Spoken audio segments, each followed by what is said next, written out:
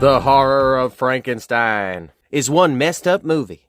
The entire Hammer Studio Frankenstein series has much more in common with the H.P. Lovecraft-inspired Reanimator series than it does the Universal Frankenstein films or any other adaptation for that matter. And the Dr. Frank at the forefront of The Horror of Frankenstein is like a cross between Herbert West and Patrick Bateman.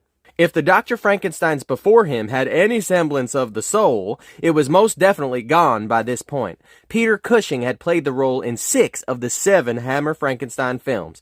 The Horror of Frankenstein was the 7th.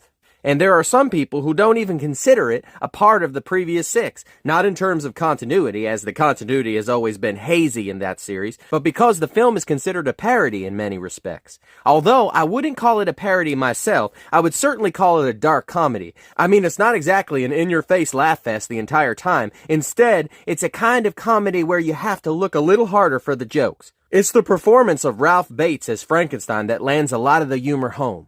It's the absurdity of the cruelty on display, along with his cold demeanor and utter disregard/disgust for humanity.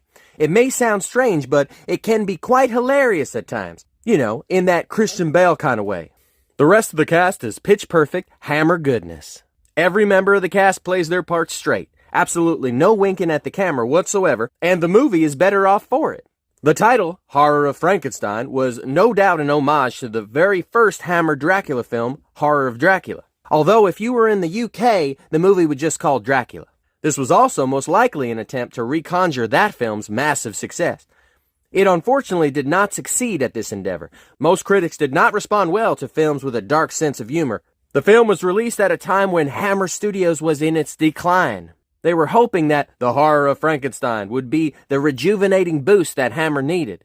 The studio dwindled on for another 9 years, only to close their doors in 1979.